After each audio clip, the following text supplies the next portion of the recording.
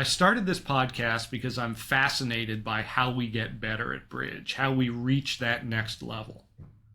I'm talking with expert players about how they got where they are and what they do to continue honing their skills, to less experienced players about what they're doing to improve their game, and to experts in fields outside of bridge, like learning and expertise. If you're looking to level up your game, check out my classes on Learn Bridge Online. Mondays are about the expert thought process, and Thursdays are about declare or play. You can attend the classes live or you can watch the recorded replay. I'm looking forward to leveling up together.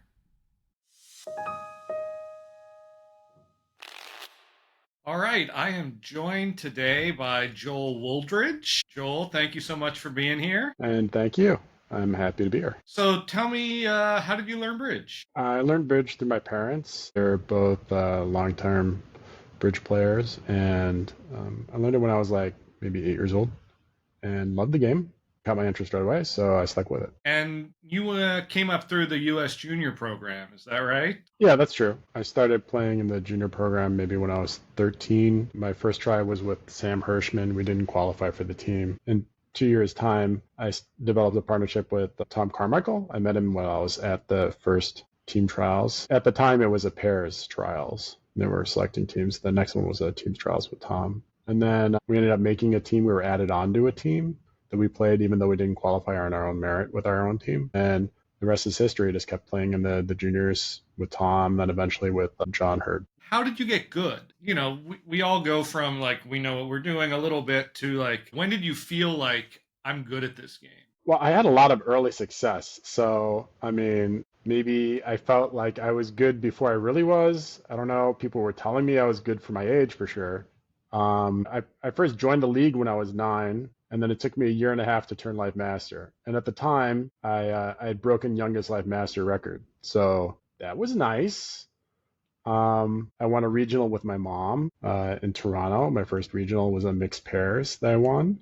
And we ended up crushing second place. We had like 2 really big games, like a 70 something and like a 68 or something. So yeah, it was like, that was a win. Yeah, that was a good win. And when I was playing in the junior program, I felt very confident when I was playing against the other juniors. I had an interesting approach to the game. I remember when I was first getting going, a lot of it was psychology. So when I was declare, I would lead suits I didn't want them to lead to try and let them break suits that I did want. And I did a lot of psychic bidding and cooperative auctions to try and prevent a lead against no trump or a slam that I'm thinking about bidding. And I did very aggressive preempting to try and block the auction, especially when my partner was a passed hand on light suits, not long enough, whatever. So I had a whole bunch of aggressive tactics that were a lot of fun for me at the time. So I don't know exactly when I thought I was good. I won a nationals when I was like 18 with Tom. I mean, I never felt like I was exactly not good, except when I was just learning the game with my dad. Right.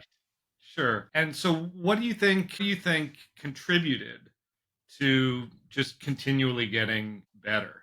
What did you do? Well, one thing that I did right at the beginning was I picked up Bridge World magazine and I would just read the articles and I'd go through the hands that were in the diagrams and I'd look at what the good players did, like in these team matches. They had records of these team matches at high levels. And I think about what would I do with each of these hands in turn and, just think about whether or not what I would have done would have worked out well. Another thing that I did all the time was I would post-mortem quickly after each hand to myself. And I could only really do that when I was able to visualize the hands somewhat after the hand was completed. But I kind of had a little bit of a gift for that because I know a lot of people struggle with visualizing the hands, but I was able to capture that pretty quickly. And so I just think about how the play might have gone differently or how the bidding might have gone differently, and then think about what the ramifications might have been for that. And that would kind of lead me to improving my game, just me thinking about the game more. Are there any books that you read that were foundational for you? Yeah, so I really like the Kantar series, like the defense problem books and the play problem books. And I don't remember the name of this book,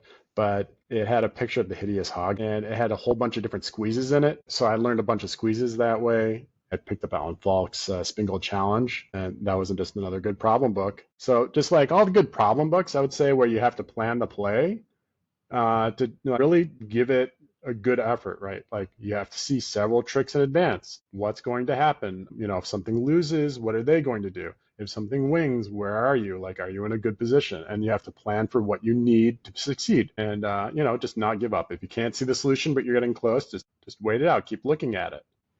So it taught me patience and it taught me perseverance. Was there any skill that you kind of struggled with, like dummy reversals?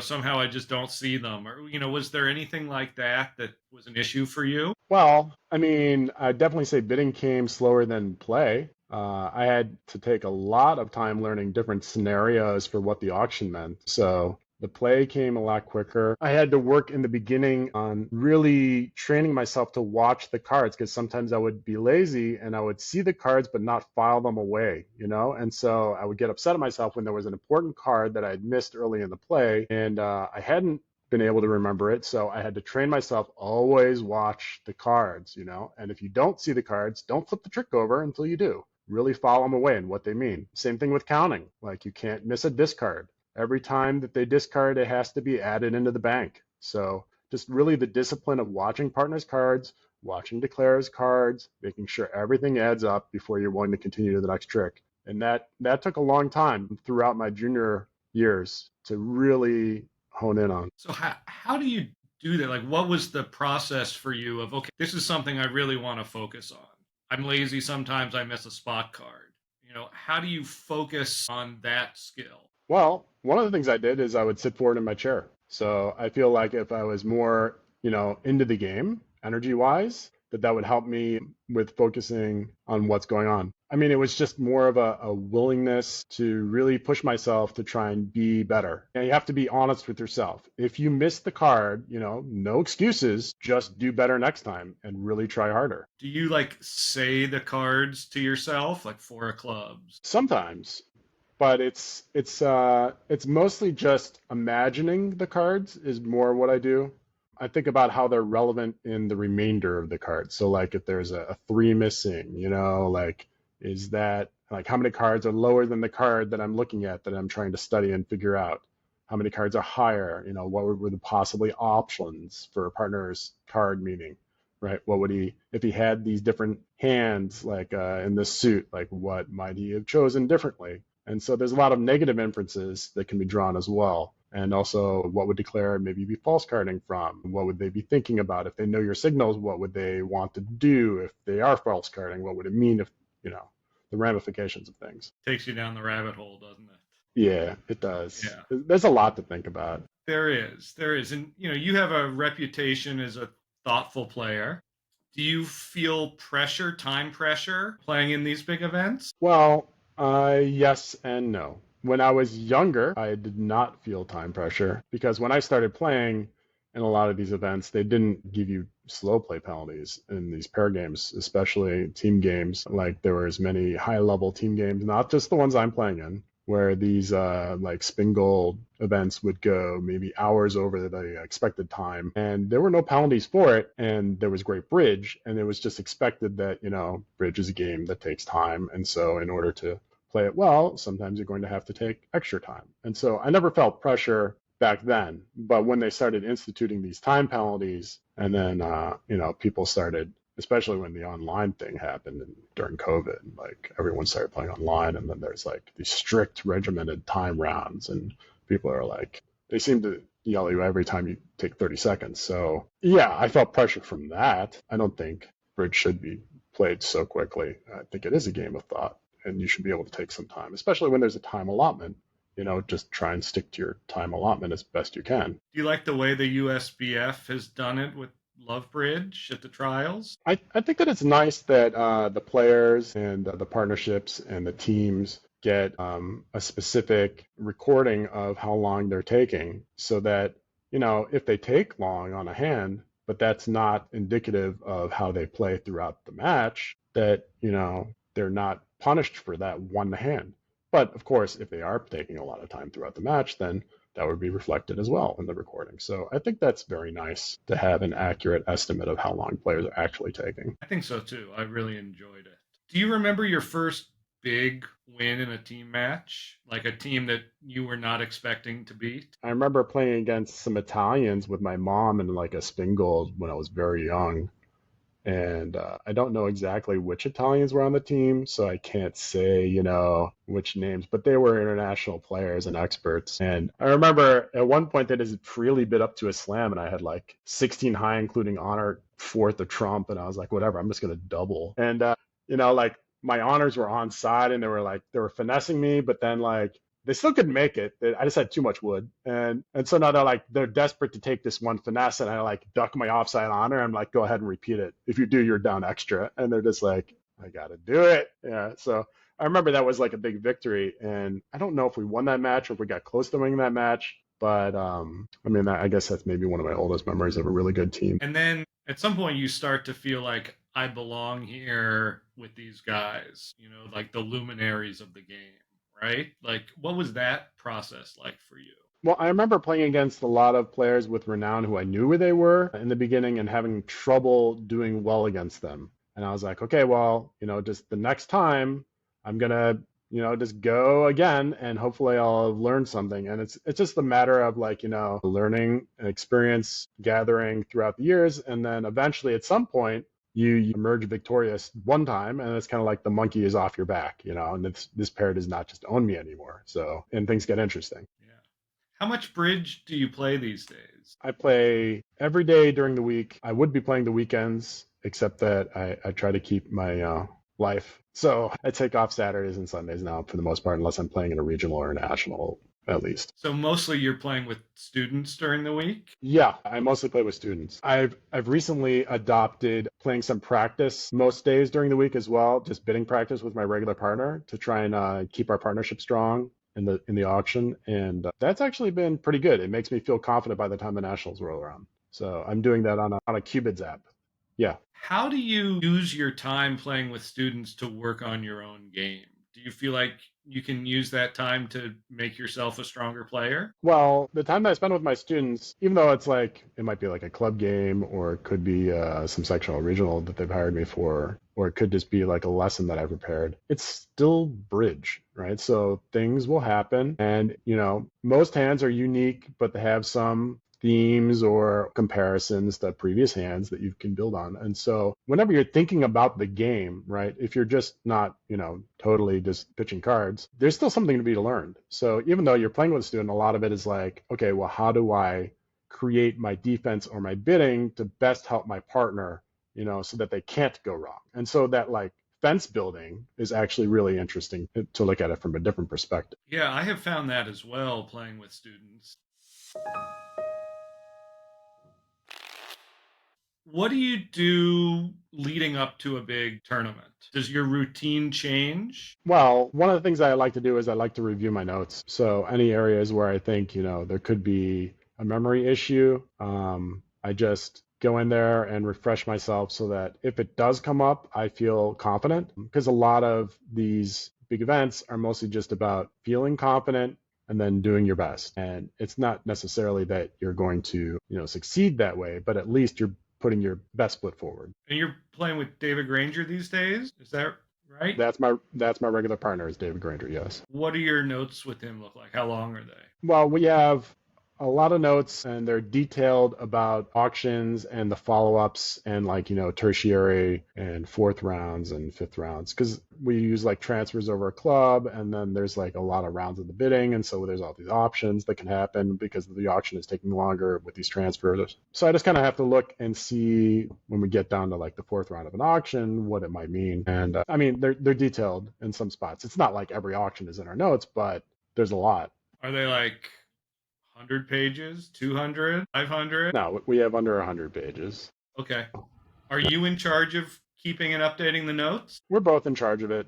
He's much better at it than I am. But yeah, when we get in there and we discuss things and we want to edit it, either one of us can do that. For the most part, we're using Google Docs. And so you can highlight different areas that maybe are just ideas for the moment. Maybe this area needs review, or this is my idea for how we might look at this differently and not necessarily implement it. So yeah, you can do those kinds of things for sure. Do you, as a partnership, do you amp up practice in the weeks before a big event? I mean, historically, yes, but not necessarily. We are practicing throughout the week, right? So the bidding practice is very important. The card play kind of comes to you just naturally through the game, so it doesn't necessarily need to be practiced. The only other thing that I would recommend practicing besides bidding, I guess, would just be like one's own technique. You can brush up on your declare play, read a few books, or use some challenge scenarios that would help you sharpen. When you're at a tournament, what do you do? What is your routine like?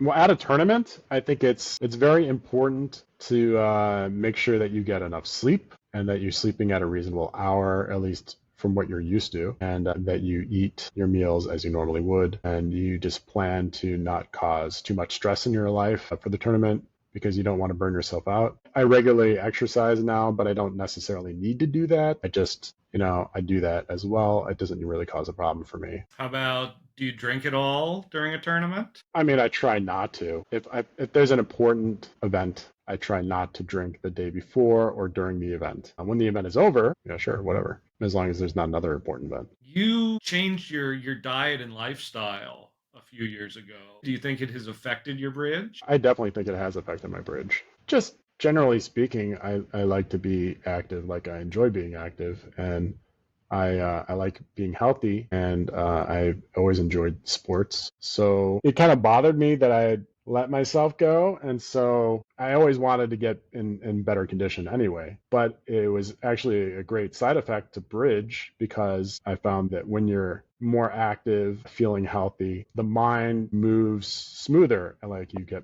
more sleep and you don't feel sluggish. And it's actually much more important now that my age is advancing for my junior years, because I noticed that sometimes I would actually forget things that happened in the play, and I've trained myself for that not to happen. That hasn't happened like in decades, and now it's starting to happen. And then when I got into my exercise, it went away completely. So I'm, relieved that I don't have to deal with that kind of issue. What does your diet and exercise routine look like these days? Well, for a while, it was mostly at the gym, and I would do like cardio every other day ish, but not 7 days a week or anything. And then I would do like upper body and lower body alternating, and on those days I would do cardio.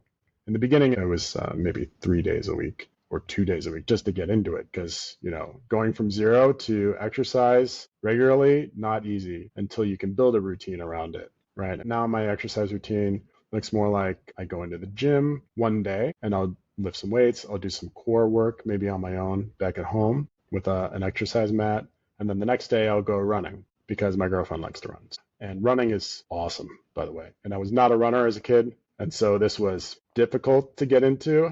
But once I did, yeah, it feels great to be out there. So you said at a tournament you exercise some, but not like you're not crazy about. Right. Yeah. I'm not going to go through my whole routine necessarily in a given day that I might like to otherwise. Part of the problem is that the gyms are not necessarily outfitted for that. And then after a tournament, what does your review, both personally and with your partner, look like? Well, I mean, we'd like to talk about the hands more like during it. And so we'll play a set, and if there was something important that came up, we'll discuss it then. If there was nothing really important, then, we just kind of let these things go. But yeah, I mean, it's just important to, like, after a set of hands, say, did anything come up, and see what you can do with that. Yeah.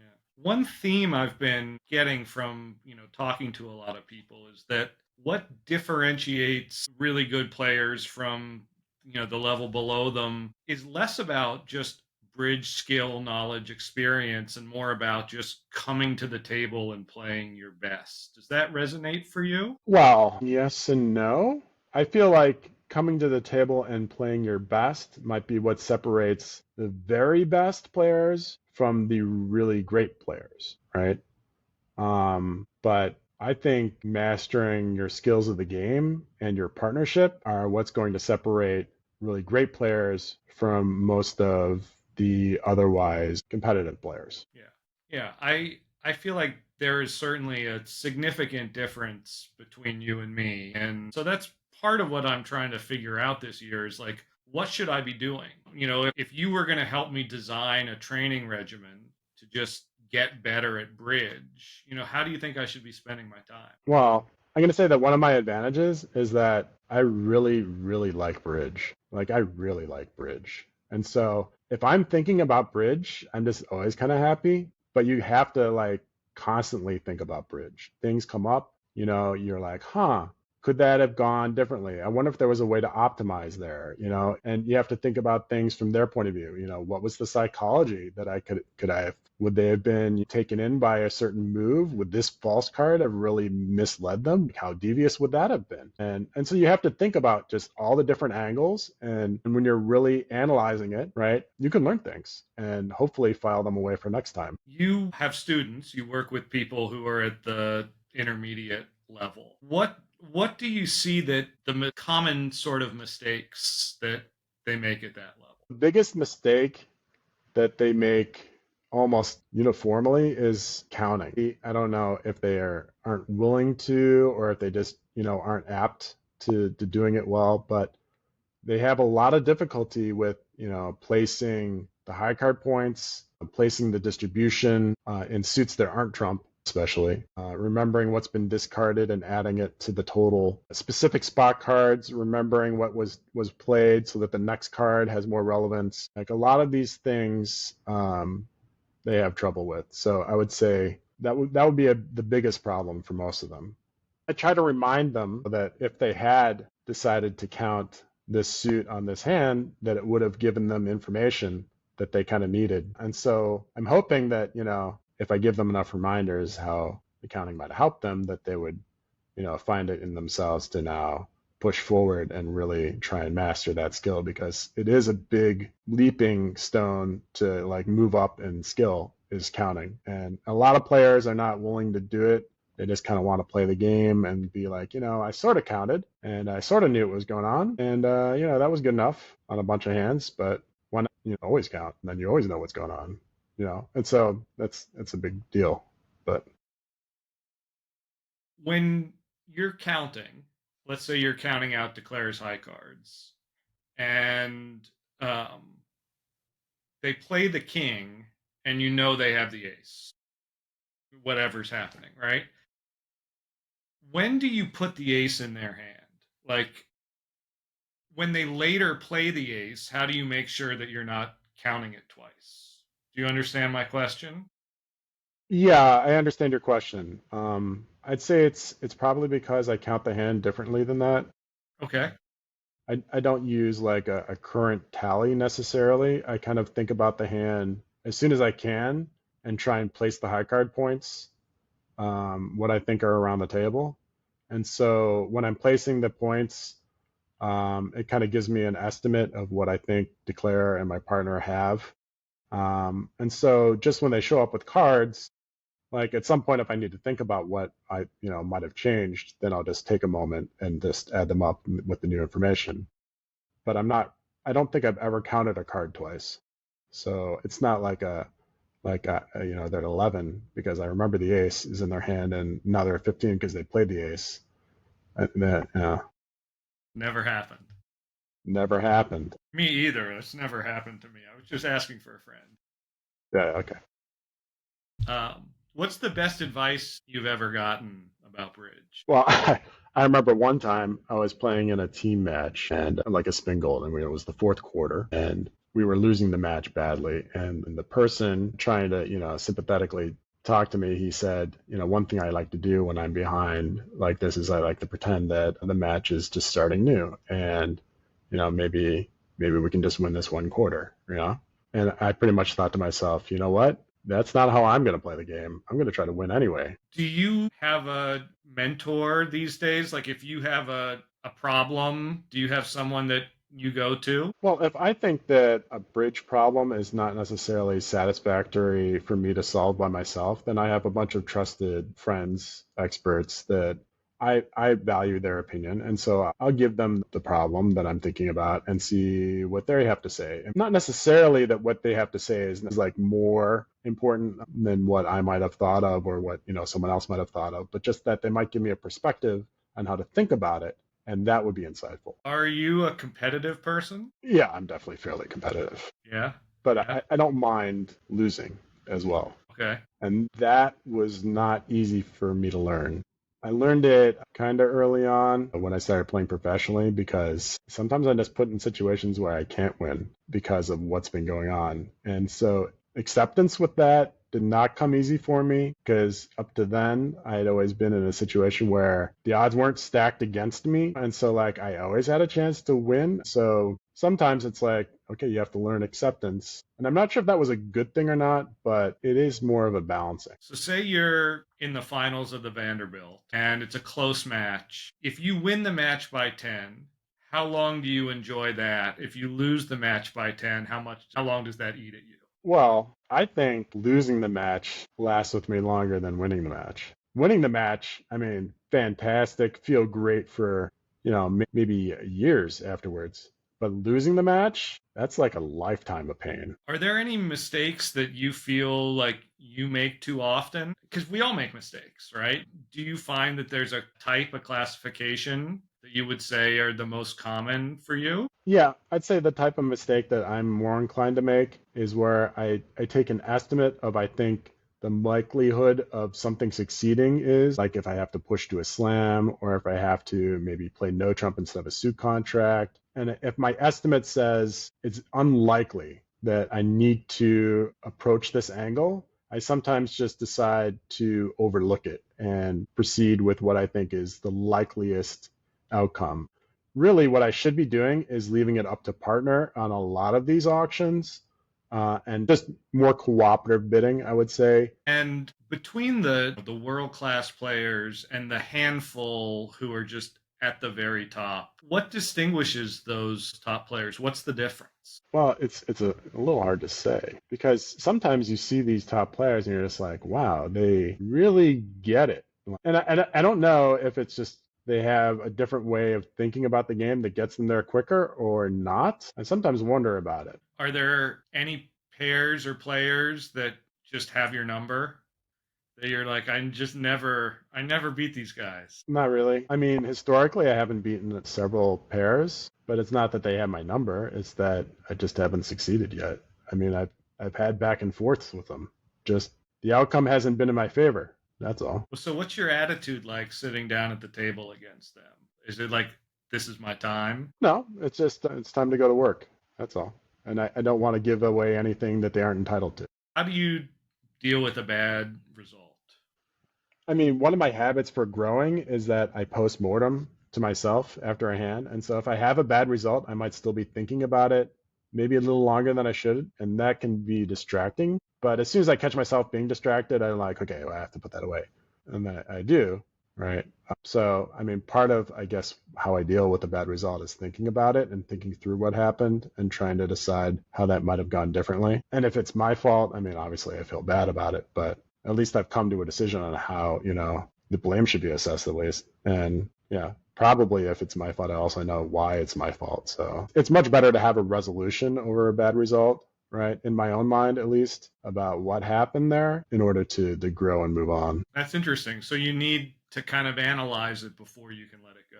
Yeah, usually. How has bridge changed since you started playing? Well, aside from the slow play penalties, I mean, that is a big, big change, by the way. I feel like directors breathing down your neck and also not just everyone equally, but people who are known to be slow. And guess who they've decided to pick on especially? I mean, I get these stories all the time. There's some well-known pair, slow every round, never gets a penalty. The director comes to my table twice and they're automatically penalizing me. I'm like, great. That's just wonderful. And then when I play quickly, of course, they're not around to take note of that. No, you never get kudos for playing quickly. Would you like to see chess clocks or something? You know, like at the trials, it's great because it's all electronic and they know everything. But like playing with cards, would you like to see something that is really tracking the time? I would love that. I would love that. Because if we played in an atmosphere where they track the time, I think that I could get a lot of this bad reputation off my back. What is your opinion generally about card versus electronic? I would prefer electronic because I don't want to think that my opponents might be doing something underhanded because I don't. And so I don't even want that to be a possibility. And I think it's a lot harder to do something like that over an electronic interface than it would be in person. So if it were up to you, what events would be held? And as many as they want. Yeah, but I mean, I feel like you also have to monitor it. If people are playing in their home, that's not going to really solve anything. But like, would you hold the entire spin gold on laptops? Would you do like just the last couple rounds? Tyrus Bingold on laptop sounds great to me, but you would have to have the manpower to monitor that kind of thing. How do you think bridge can appeal to a younger crowd? It's good that they do events for the younger players, right? So the junior program, I remember that being a fantastic experience, mainly because I was hanging out with people my own age and doing an activity that we all loved. So we get to, social and also play this great game together. And also left alone somewhat to do our own thing, not have the watchful eye of an adult on us 24/7 feels pretty good. So that kind of thing is definitely motivational for young people. Do you think the loss of the midnights at the Nationals has been detrimental? I mean, it was a fun time, but it wasn't like how I remember my juniors years being like mostly spent. To me, the midnight game is more about just like, laughing and trying out some random stuff and having a good time. And there's always at least one team that's taking it way too seriously. And so you'll play against this team and you'll be laughing and maybe, making some jokes and playing some system that you wouldn't otherwise. And they're just like, ready to call the director. And you're like, okay. Do you know what this event is? Yeah, exactly. It's like, this is like, it's pretty late in the day for that. Everyone's just trying to have a good time and blow off some steam. So, you can try your best to win 5 master points, but that's not why we're here. Yeah. My first national experience, I came home from college and the Nationals were in town. And so I saw, oh, there's a game after my flight gets in. Great. And like everyone's drinking. And I was like, what is this? But it was so fun. Like, what a great introduction to a national bridge tournament. I loved it. Yeah, I mean, it's pretty fun. All right. Well, thank you, Joel. This has been wonderful. Yeah, a lot of stuff for me to think about. Yeah. Just words of advice that I can give, parting words for someone who's looking to improve their game is just think about bridge in as many angles as you can. And I don't mean like ways that you're not supposed to play the game. I mean just the psychology and the strategy and the meaning behind things, because you can actually garner a lot of interesting ideas when you start thinking about it from different ways. What percentage of your dreams are about bridge? When I was younger, at a national event, I would dream about the cards all the time. But now, never. Funny how that works. Yeah, it is. But now I have fun dreams, so the cards aren't tormenting me anymore. Very good. All right. Well, thank you again.